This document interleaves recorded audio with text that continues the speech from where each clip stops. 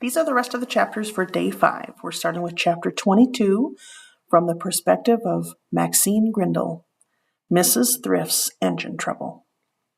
If Maxine Grindle hadn't had her head under the engine hood of the old Mrs. Thrift's camper van, she might have heard the gentle clacking of 4 cloven hooves stepping across the road. She might have seen the most unusual-looking deer just before it became part of the weave of blonde and brown field at the side of the house.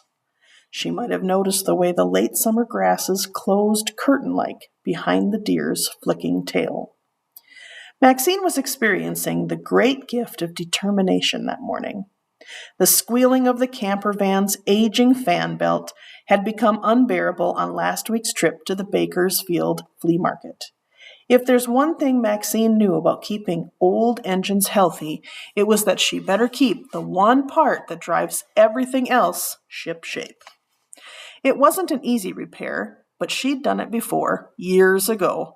Maxine was good with her hands. With her two strong thumbs and a few good grunts, she worked the new belt onto the pulleys and finally into place with a pop. There it is, Maxine thought. Mrs. Thrift will ride again. The only help she had that morning was her husband, Dudley. All she needed him for was to start the engine on her command so that she could see the new belt spin. Tricky business this was, because with the hood up, Maxine and Dudley couldn't see each other. "How about now?" Dudley barked out the driver's side window for about the 5th time. He took a sip of his coffee, spilled some down his front, and flipped a page of the morning newspaper, which he had opened across the steering wheel. Maxine straightened up and banged the top of her head on the hood latch. "Ow! Who put that there?" She rubbed her head with her palm and cussed a little. She barked again at her assistant. "Not yet." "All set, did you say?" "Not now," Maxine squawked. Dudley never listened. "I haven't even gotten the pulley adjusted," Maxine mumbled to herself. While Maxine mumbled, Dudley said, "Gotcha, darling!" And while she tapped 2 fingers on the belt to check the tension, Dudley stretched his foot out and pressed the clutch to the floor. He turned the key in the ignition. The engine turned over beautifully. The belt spun swiftly, and when it did, it sliced the tip of Maxine's right ring finger clean off. Maxine might have screamed. For sure, she staggered back from the open hood. She held her finger tightly in her opposite hand and stared at it. She felt sealed in, as if a bubble had enclosed her, and for a few seconds there was nothing except what whitish-pink place on her finger. Maxine made her eyes large and round. That was not the bone, she was pretty sure. Then Maxine had the dizzying thought that somewhere around her in the pine needles, or perhaps stuck to the hood or the engine of the camper van, was a piece of fingertip, about 1/3 the size of a cannellini bean, she thought, and it was her fingertip that she was not likely to find, ever. Maxine felt cold.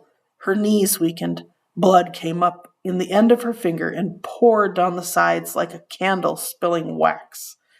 Maxine stumbled. She saw Dudley coming around the camper for a look. She blinked. The world was disappearing now, and Dudley was going with it. Maxine was falling backward toward the ancient lawn chair beneath the broad pine. If Maxine hadn't been blacking out, and if Dudley hadn't been running toward her, spilling coffee down his arm the whole way, one of them might have seen the boy in the plaid shirt come striding across burnt gray road and into the meadow at the side of the yard. And if Maxine hadn't been sinking through the weather-beaten webbing of the old lawn chair, she might have seen that strange, beautiful, unspeaking boy. She might have recognized him, and the needlepoint purse he was clutching. Maxine Grindle, Mrs. Thrift, never forgot a sale. Chapter 23 from Aurora's perspective, Thinking Back to Morning. We circled the school. No Frenchie. Mr. Jessup and I came to the tiny side yard. It's a narrow little nowhere spot at the end of the building, the kind of place nobody ever has a reason to be. There's a little ridge with a row of saplings. Mr. Jessup and I go up, calling Frenchie's name. I wait and listen, hoping I'll hear a rustle. Or better, Frenchie's tweeting. But there is nothing. I do what Mrs. Wilmer and Mr. Jessup wanted us to do. I hit the replay button in my brain. I think back over the morning from the time we got to school. When we pulled into the drop-off, Cedar was bouncing up and down in his car seat and trying like the dickens to tell us something. Bye, ba, bye, ba. He kicked his feet out in front of him. I told him, sorry, Cedar Tree, I don't understand.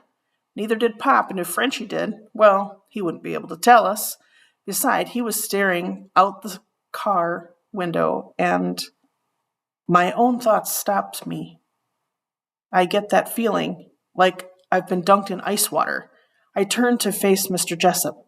I was wrong. Mr. Jessup's eyes are round. About what? What's the matter, Aurora?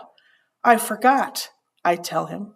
I turn and run to the side yard door. I see my reflection in the glass. I look wild.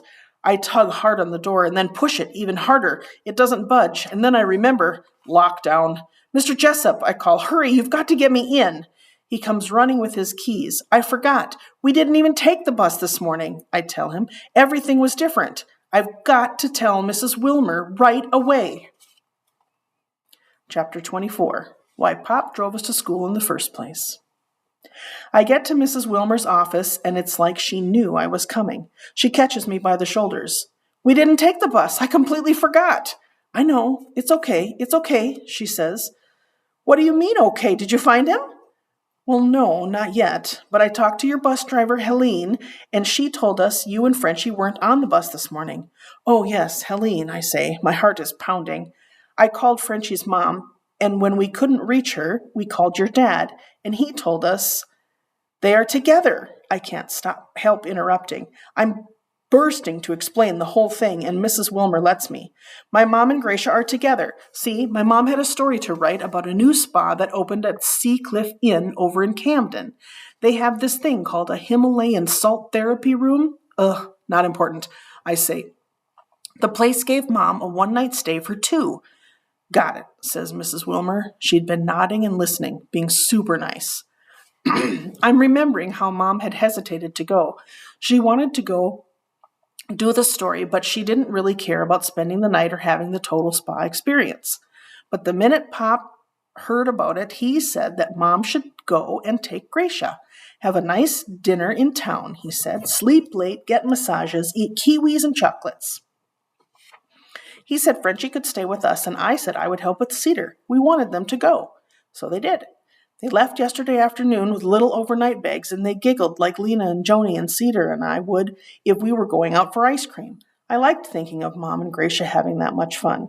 I look at Mrs. Wilmer. So Frenchie's mom went with my mom, and he stayed at our house last night. That usually doesn't happen.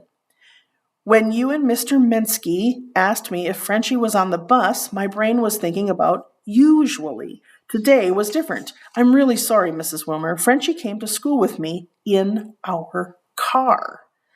I understand how you forgot, she says.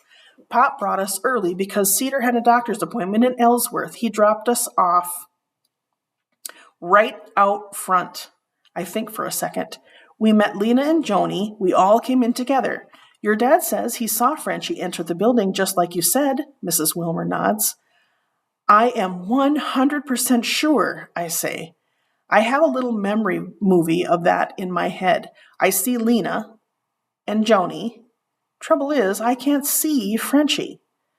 I tell Mrs. Wilmer, Frenchie was behind me indoors, but I'm not sure if... I take a swallow. I don't remember stopping at his classroom door. Not today.